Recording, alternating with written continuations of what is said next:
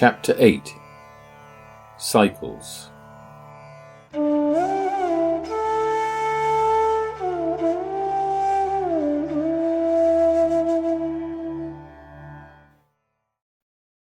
November 26th.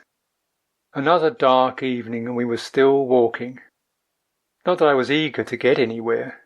Everywhere we arrived seemed to display the same characteristics as the place we had just come from. Progress itself was more psychological than geographical.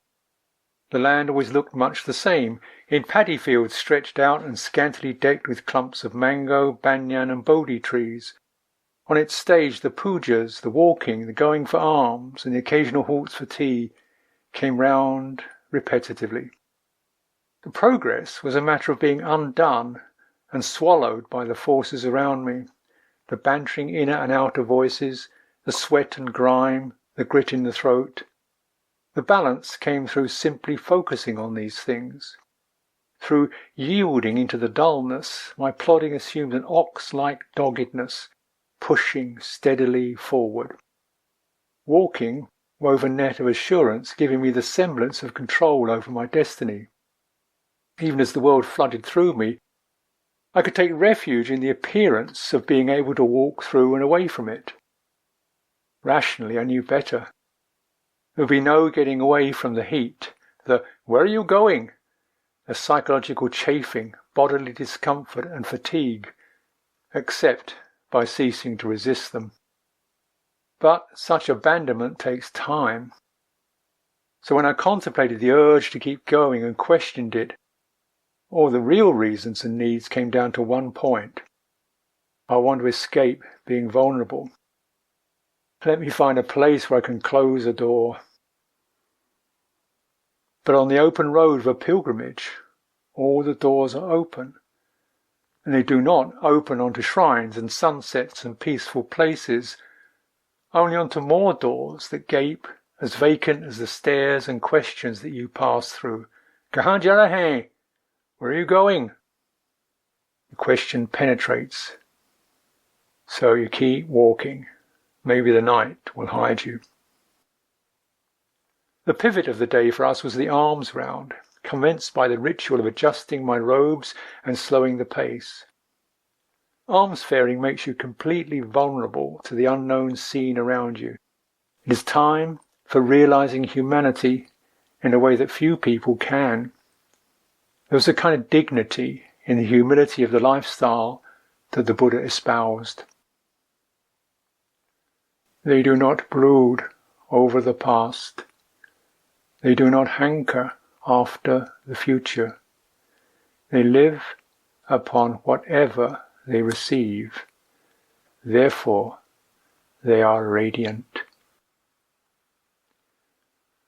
More than any other time, on alms round I tried to walk the balance between the palpable agitation of Nick behind me and the uncertain attention of the village ahead.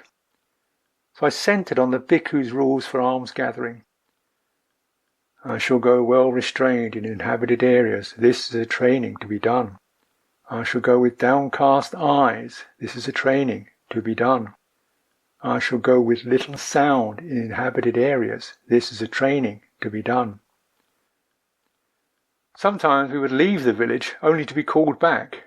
Sometimes the movement would naturally take us to a centre point beneath a tree or beside a shrine and leave us there. Sometimes the movement turned into chanting before it left us sitting in stillness. It could take a long while for the mind to give up and go still, but when it did, the bright signs appeared and the event happened, bustling, beckoning, a hut, elders, a burlap sack on the earth floor, and plates of leaves. A new anonymous friend emptied flakes of some kind of grain called chula onto the leaves and then ladled curd onto them from a goatskin bucket with his hand. I shall accept the alms food appreciatingly. This is a training to be done. I shall eat the alms food appreciatingly. This is a training to be done. I shall eat the alms food with attention on the bowl. This is a training to be done.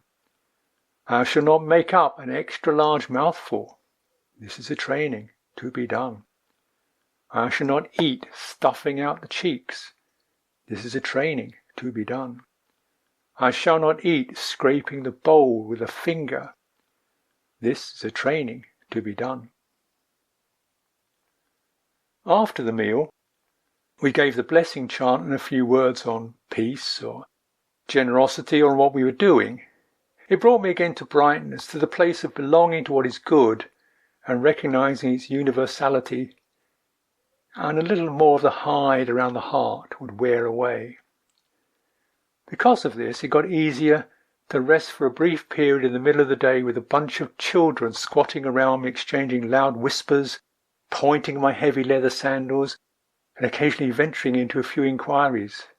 "Where is your house?" Then we would just gaze at each other, though they could always stare longer than I. After all, they had an answer. We moved past Lori Ariraj, and a Shokan pillar set back from the road with a sign that had completely rusted. Next to the untranslated Ashokan edict, a few people were hacking the limbs from a mango tree. The Ashokan ideal, with its exhortations to plant and protect trees, had long since gone. We stopped walking for a few minutes, but there was no stillness. Night, in a Shiva temple. A dusty, windowless room was unlocked for us. Here, Shiva was addressed as Pashupati, Lord of the Animals, a recollection of his pre-Vedic origins when he was Rudra, a fertility god in the ancient mother goddess religion of India. He was part of the old order that the Aryans overturned. They brought with them gods not born from nature but subduing it. Yet the cycle always turns. As the Aryans settled into the agrarian culture, warrior deities lost their relevance, and their images could no longer command. So it's easy for the Buddha to mock and dethrone them all, condemning the sacrifice of animals and worship based on mere superstition. Even more humiliating, he allowed the Vedic gods a few walk-on parts in minor heavens of his cosmology of samsara, the realms beings cycle through while ensnared by dukkha. For a determined Buddhist, the heavens, of which there are many, are merely a phase in the cycle and grant no final release. The old gods died not from persecution but from ignominy. As part of the same movement away from the gods, the earliest of the great spiritual poems called the Upanishads were already being recited in the Buddha's day. In a similar turning inward that placed the self-sacrifice of austerity above the sacrifice of animals, the Upanishads proclaimed a simple dualism between a transcendent God, Brahman, and soul, Atman. Devotion to God was a primary means of attaining the bliss of transcendent unity. And by leaving the structure of family and caste undisturbed, such devotion was acceptable to the orthodox.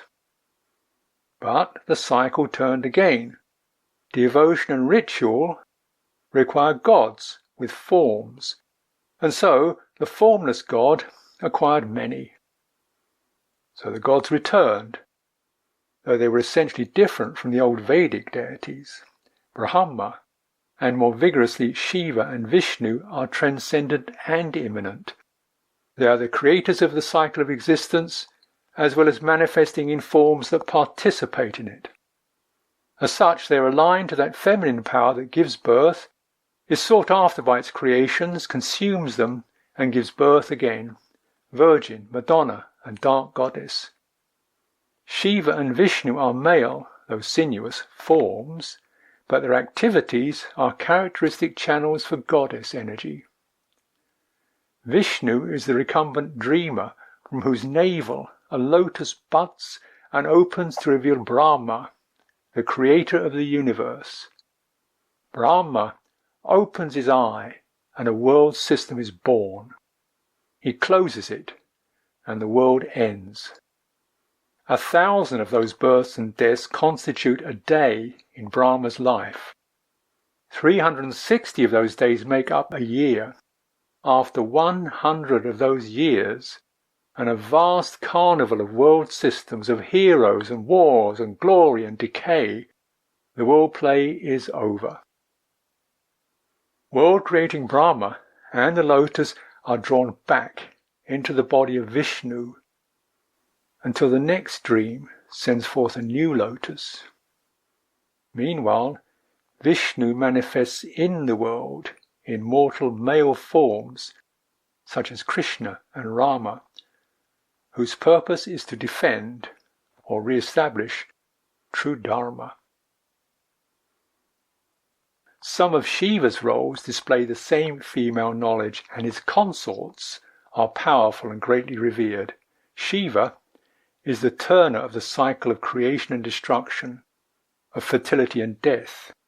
Shiva is Nataraja, the supreme dancer, whose dancing brings the created world to its end. In another turn, he is trampled under the feet of his ferocious consort Kali, who represents time, death, and destruction. Shiva's forms are Maya, illusion. Shiva's energy, his Shakti, is the weaver and destroyer of the play, and it is female. After a night in the utter windowless dark, morning came, and with it this flower-like world and the new celebration. The temple priest, freshly bathed in spotless white dhoti and groomed hair, lovingly attended Shiva's image like a bride, bathing it with pure water and decking it with blossoms as he rang the god's bells and sang a lilting hymn. I knelt nearby watching. Could it be that to celebrate the play of the world is the way to transcend it?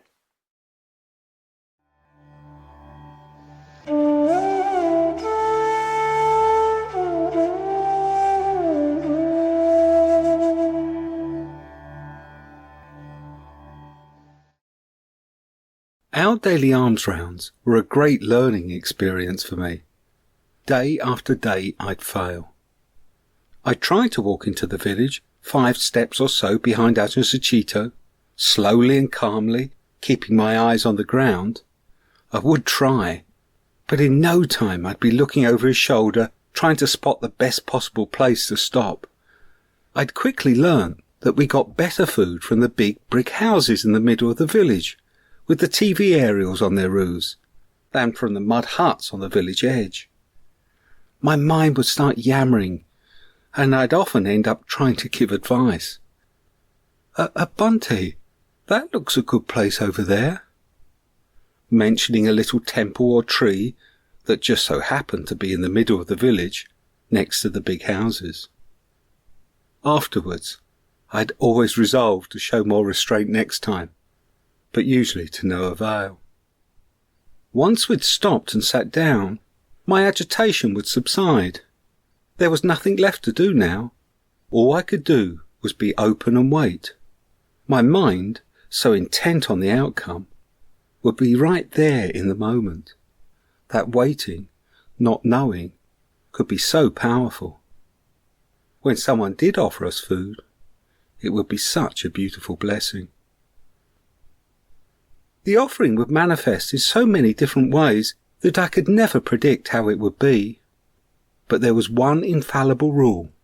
Whoever first asked would be the one to feed us. No matter if there were 100 people around us, or whether the asker was rich or poor. No matter if all they asked was if we had eaten. And others then asked whether we ate rice, chapatis, and so on. It was now that person's duty. And duty is a very powerful thing in India.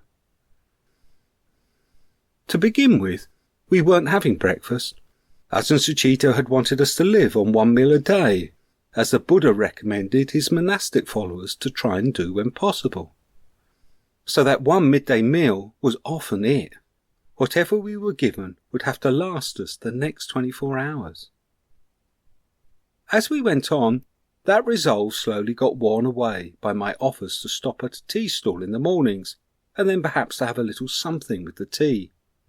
If there's an Achilles heel in Ajahn Sucitto's ascetic armour, it's his fondness for tea. Tea stalls are everywhere in India, erected wherever there's an opportunity to make a small living from the passing trade. Cobbled together out of planks, plastic sheeting, and anything else that comes to hand, they don't seem much to us, but to the owner they are everything.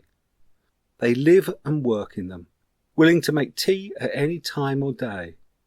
At least one member of the family, if not all of them, will sleep there to protect their meagre investment. There was a tea stall that morning. It may have been because we'd been living on such meagre rations for the last few days, but to me it seemed a particularly fine example. It was neatly turned out with 2 benches either side of the main table and protected by a blue plastic awning. The table had a clean blue and white checked plastic cloth on it and a neat row of small dishes containing brightly coloured snacks. Everything was tidy, and the ground round it had been recently swept. The owner sat with a welcoming smile at one end, his son beside him stoking the small clay fireplace with a few sticks. We ordered 2 teas. It comes as a surprise to us English that in India, the land of tea, they don't make it the way we do.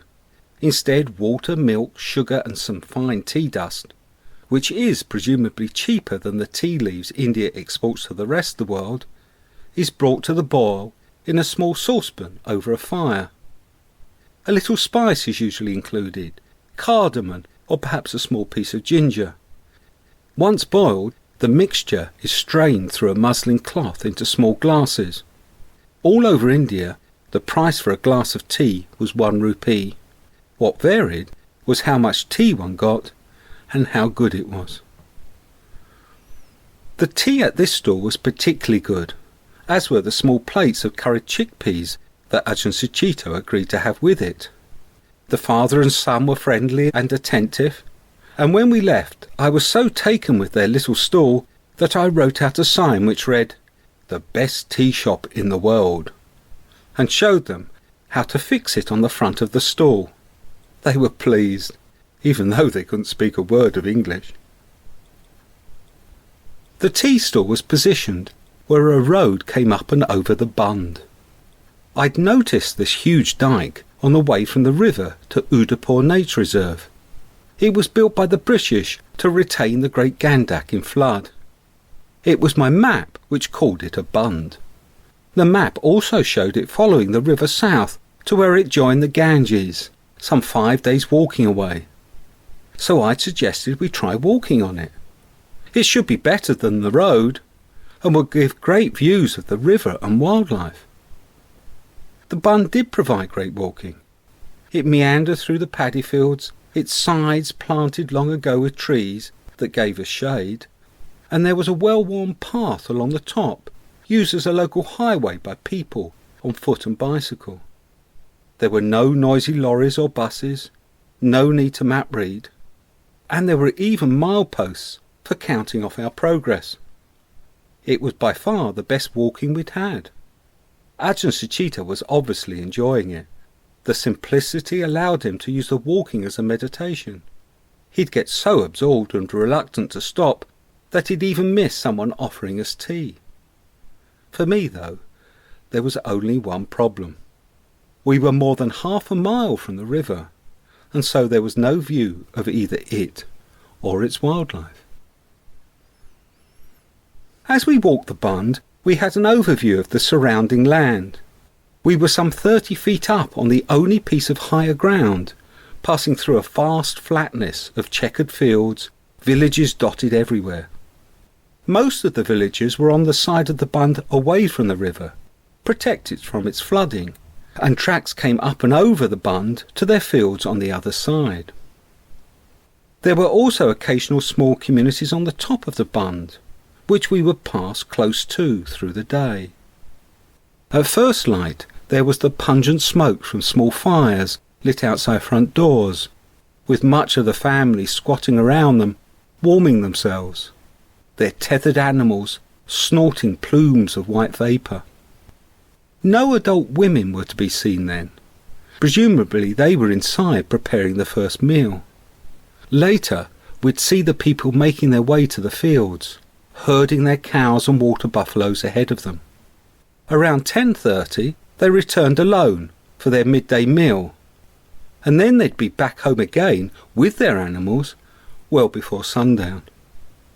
Each hut would then have at least one cow or water buffalo outside, munching and snorting at raised troughs made of the same grey mud as the huts and filled with chopped green straw, the stalks of the last harvested crop mixed with water.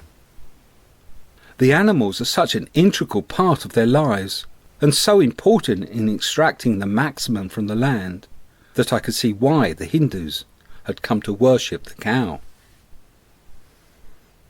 This land would be very productive. The soils fertilised each year by the silt left by the flooding Gandak, and with a water table readily available near to the surface. It all seemed very green and prosperous, looking down on it from the bund. The only wildlife we saw, though, were birds.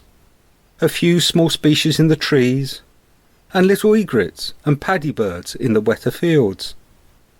Both are small herons that stalk the rice fields of India, hunting small fish. Egrets are all white, while the paddy birds look a dull brown in the fields. But when taking off, their white wings give the same effect as those of the egrets. A flutter of white, looking like large white handkerchiefs suddenly caught in a breeze. Walking on the bum was enjoyable, but I couldn't let go of the great Gandak so nearby. I kept looking for a glimpse, but to no avail. The idea of this big river that I imagined full of wildlife was calling me. And so on the second day, I couldn't resist any longer. I suggested we try walking by the river, the excuse provided by the bund taking a couple of turns. By cutting across to the river, we might take a shortcut. The suggestion didn't go down well, but Ajahn Sucitto reluctantly agreed. So we set off across the fields on a path that was going in just the right way. At least initially. After a bit it took a turn, then a while later a couple more, and slowly, creeping up on me, came this feeling that I was lost. I could find neither the river nor our way. Unlike rivers in England, the Gandak's edge was undefined. There were wetlands, grassland, and sandbanks, but no path wandering along the bank as I'd imagined. Eventually, with me suitably chastened, we had to double back to the bund, having lost half a day's walking. The third day on the bund, we stopped at sunset to do our daily puja and meditation before dark. We sat on the grassy bankside with a view across fields to some vultures that had collected near the carcass of a dead cow. Village dogs were at the carcass, snarling at the vultures if they came too close. So they stood, stared and waited, hopping backwards when growled at. Thus ends the lives of all farm animals in rural India, in the same way that animals ignore their dead, no longer relevant to the living. Indians abandon their dead and dying farm stock to be recycled by the dogs, hyenas and vultures. Despite the interest of this distant scene and the beauty of the sinking sun beyond it, as usual, I was disturbed. On this pilgrimage, I never had that oneness with nature that I associated with walking in England. This time, I soon heard the murmuring of voices behind us, up on the bund. I stopped myself looking round, but I just couldn't relax. When we finished and turned to climb back up the slope, a small crowd had assembled, including two better-dressed men with a moped between them. I walked up to the path in a negative state. Why do they have to stand there and look at us? Can't they see that we want to be left alone?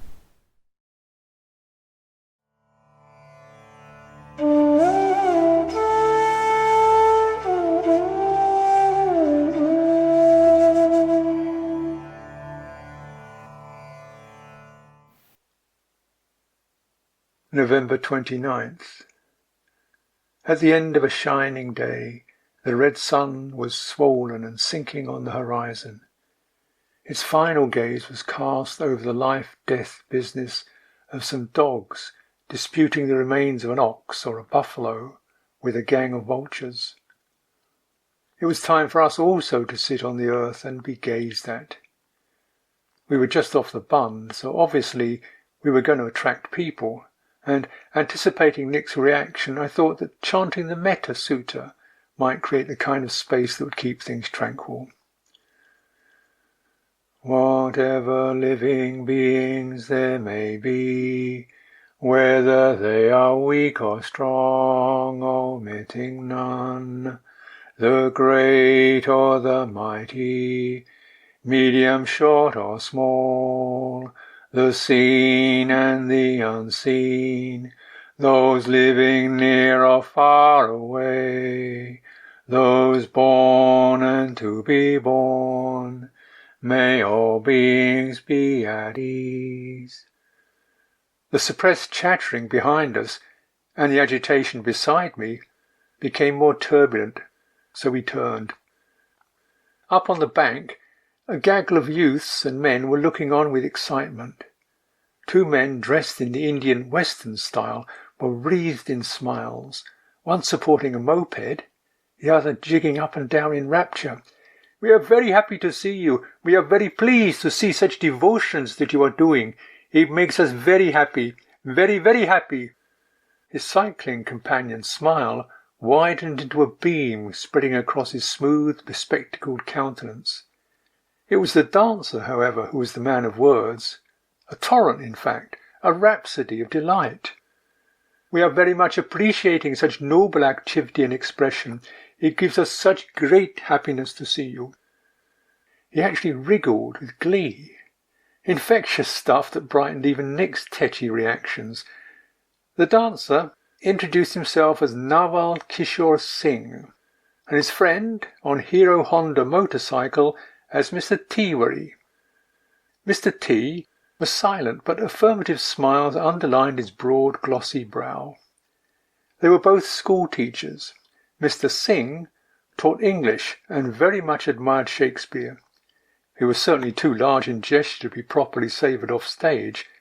Mr. Tiwari taught science, and was, we were dramatically assured by Mr. Singh, of very noble character. He has great affection for his children. He is very, very affectionate towards them. Mr. Singh's body seemed to operate in a different gear from his words. Although each sentiment was proclaimed with great emphasis, his body, head lowered and thrust forward, brows puckered, adopted the posture of someone imparting a confidence. But when I slipped in an inquiry as to whether he had a religious practice, whether he did pujas or worshipped God at some times, the covers came off. "I am always worshipping my Lord. All day I am praising my Lord. I sing, I dance." Sympathetically, the body squirmed with consummate glee. Fortunately, his partner of glowing brow, whose beam broadened to the point at which the lower part of his face seemed in danger of falling off, imparted a moon-like serenity to the dance.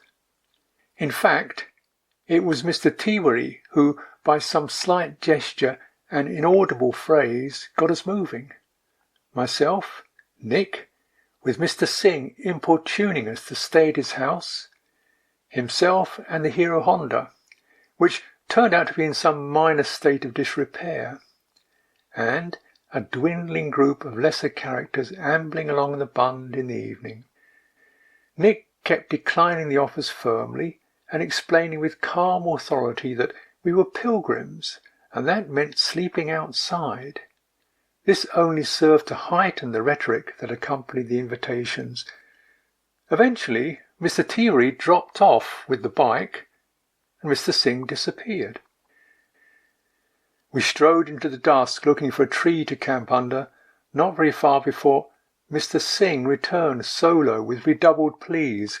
It was his duty. He must perform his duty, otherwise he will be a disgrace. But we were bound to homelessness. Nick's ploy was adept and delivered squarely and with majesty. You have done your duty. We are very grateful. You have offered us your hospitality. You have done your duty very well. We thank you. Now we must go. Turning back to the path and striding on, he seemed to have stopped the show.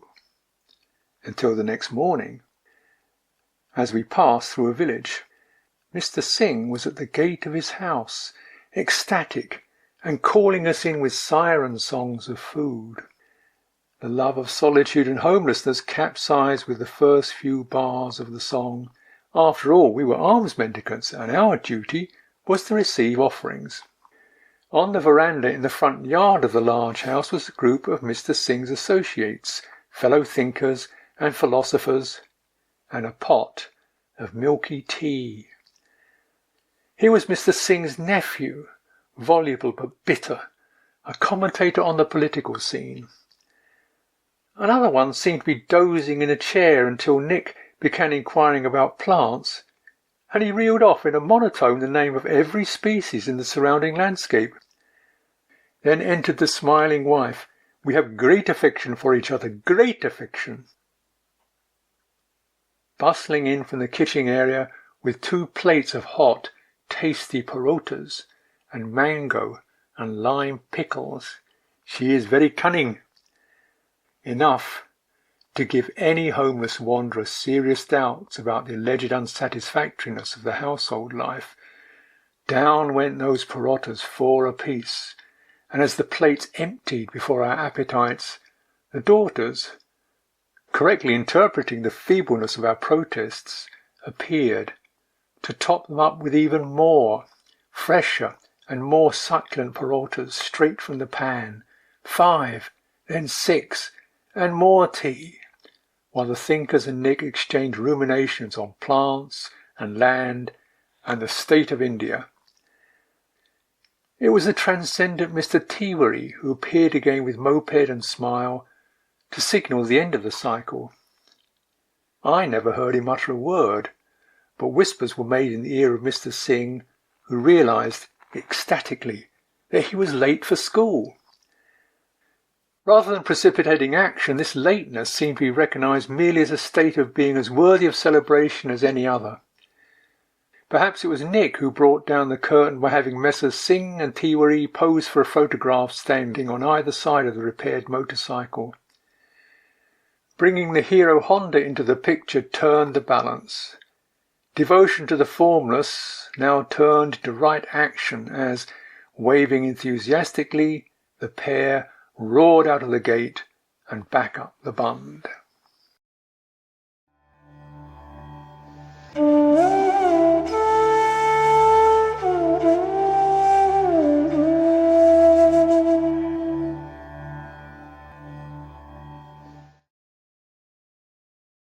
As we went on that morning, I thought over what had been said by one of the teachers.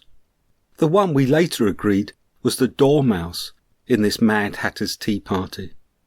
Mr. Singh had introduced him with the same enthusiasm he had for everything. He was a teacher of biology, and a most splendid one, he told us. But I could get little out of him. That was until I hit on asking him if he knew the names of any of the plants. Then, as he recited a long list of names of everything we could see, I was struck by how he could also say what everything was used for. I began to realize that we were looking at an entirely man-made landscape. The land we were walking through was some of the most fertile land in India. Beside one of the big rivers, it would have been cultivated well before the time of the Buddha, perhaps for 5,000 years.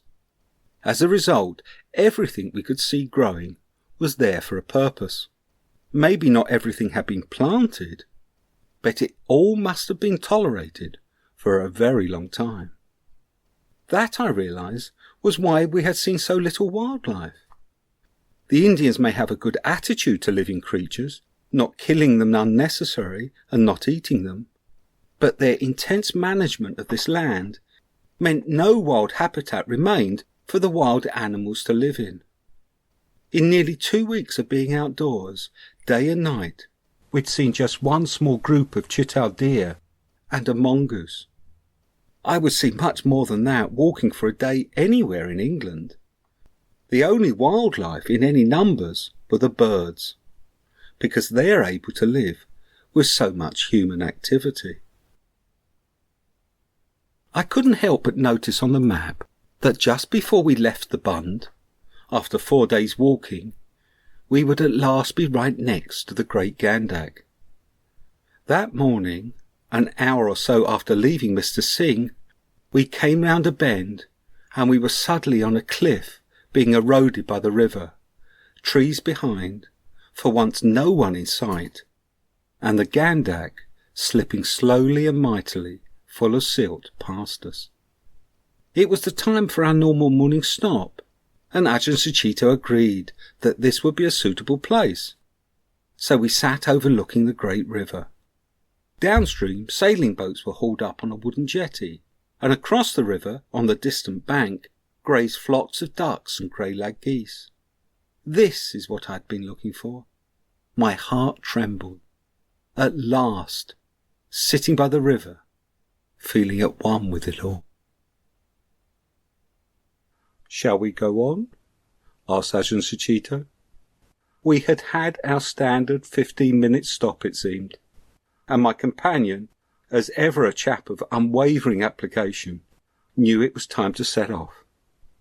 I could have asked to stay, but that kind of thing is never the same if one tries to hold on to it. So we got up and we went on. After just a few 100 yards, our route led away, and we turned inland, never to see India's Great Gandak again. We joined a small road heading east, and were soon engulfed by a flock of boys on bicycles. There were 30 or more of them coming home from school, and as each caught us up, they slowed to stare. As usual with lads at that age, they weren't really interested in interacting with us, just curious about us as objects. They discussed us, laughed at us, and occasionally one of them would try out one of the English questions they'd learned in school. We tried to ignore them, but it's difficult to ignore 30 boys trying to cycle along with you. They were bumping into each other and regularly wobbling across our path. It was midday, my most intolerant time, so I began to get really annoyed. Eventually, we tried walking more slowly. In response, they slowed to our new pace, wobbling even more. So we slowed to little more than a crawl, and then they started to really wobble and bump into each other. They kept it up for a while, but it wasn't much fun, and slowly ones and twos began to break off and cycle on. Eventually all of them had gone, and it seemed we could walk on in peace. But then we came round a corner to find one of them outside his home, calling all his family and neighbours to see us go past. And for the next half hour, each group of houses along the road would have one or two of the boys outside calling out to everyone to come see the two strange men walking down the road. The last of these spectators were at the junction with a more major road. Our road continued on the other side, but it was no longer covered with tarmac, and there were no houses and few people on it. With a sense of relief, we crossed the major road and took to the dirt. By mid-afternoon, we were walking along a quiet, slightly meandering track and passing through what must have been poorer land, as it was rough grazing dotted with shrubs and small trees. There was a glade amidst it, and amazingly, no one in sight. It looked an ideal place to have a short rest. So we turned off the road and tucked ourselves into a corner that couldn't be seen from anywhere. We thought we'd finally done it, found somewhere we could be left alone. Ajahn Sucitto got his diary out, and I got out some sewing, and we settled back. No one would find us here. Within 3 minutes, one man had somehow seen us and stopped. He was then spotted by others, and within 15 minutes we had a crowd of a dozen, plus 2 bicycles and a water buffalo one of them had been herding. They stood in a half circle at a respectful distance, discussing us quietly, while the water buffalo stood munching and letting out the occasional burst of urine. Nowhere in this land was away from people. The analogy we came up with at the time was walking across a city park on a sunny Sunday afternoon. You might think you had spotted a quiet corner with no one in it, but when you got there, someone was always there. To make it worse, we were like the ice cream van. Wherever we went, the people clustered around us. So we gave up on our peaceful glade and made our way on. We still had a long way to go to get to Vaishali that night.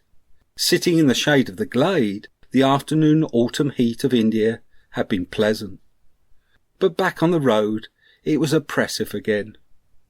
My mind turned to the idea of tea, as it so often did in the afternoons. By this point in the walk, the lovely Indian milky tea I'd been buying in the afternoon was coming to an end. Milk was quite clearly classed as food in the monastic rules, and so not supposed to be consumed after noon. Faced with the difficulty of getting tea without milk in India, other Western monks had given in, but not Ajahn Sucitto. To begin with, he went along with their precedent, but then discovered with his growing Hindi and enough effort, he could get the chaiwala to make black tea. I dutifully followed his lead, but could never quite summon the determination in my efforts to get the man to understand, and as a result, it often still came with milk. My heart was obviously not in it. The way Ajahn Sucitto would accept milky tea without a fuss was when someone else offered it. Then he didn't want to reject their kind gesture. So I was often looking out for possible offers of tea. That afternoon, as our dirt track passed through the villages, I started looking for invitations. I walked along, attuned to any possibility, smiling at any likely offerers. Amazing how my attitude to the local people could change. The same people who could vex me so with their repetitive questions would seem completely different were they likely to offer milky tea.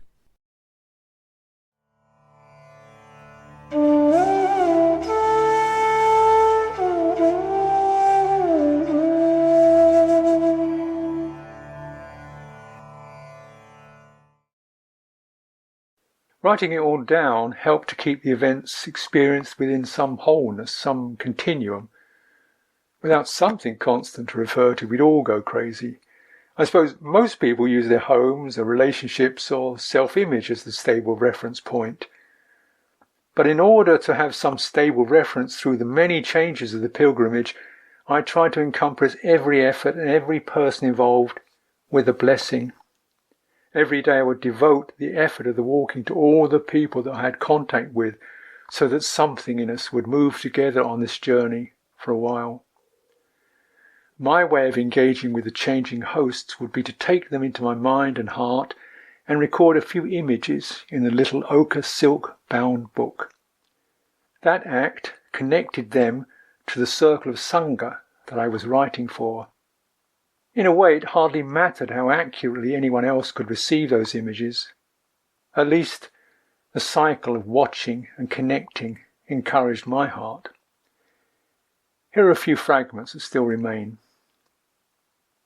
30th. Meal with Naval, plus nephew, plus dormouse, saw Gandak, bike mob, Devata, Bakra, to Vaishali. The day's events hit us in different ways and brought up contrary responses. I'd slow down and talk when Nick felt like speeding up and getting away. He'd sit and linger when I felt like moving on. We were like a bike whose wheels were turned by different gears. But in the evenings the gears had stopped whirring. There was less happening and we were tired out. The road had worn the two of us into a kind of dumb unity. Again, it was just the darkness and the walking. Yes, the evenings, the feeling that the challenges of the day were nearing an end, and the possibility of finding a place to stop and recenter ourselves. And this end of November evening, as the pilgrimage came toward another full moon, Vaishali hoved into the reach of our fond expectations of peace and reason. Another man with a bike, a scooter this time, was waiting where the road wound through the ruts, crumpled straw and buffalo dung that signified a collection of human lives called Bakra. At the sight of duty to be performed, he turned his scooter in the opposite direction to the way he had been going and insisted on guiding us, accompanying us for the best part of an hour, taking us to a chai shop for tea, and setting us on the good road to Vaishali. Here there would be no bandits, he proclaimed, and turned back again, leaving us to the ongoing way. The moon glowed like Mr. T. Willie's brow, surely growing fuller by the minute.